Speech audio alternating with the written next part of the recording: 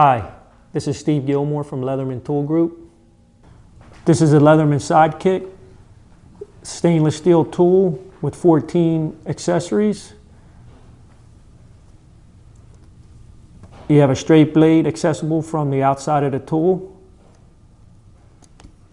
You have a saw accessible from the outside of the tool. Both have locking mechanisms.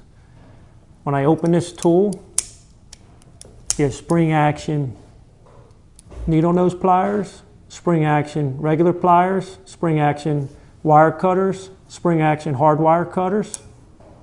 In the handle of this tool, I have a small screwdriver, a file, an awl, a bottle opener, a can opener,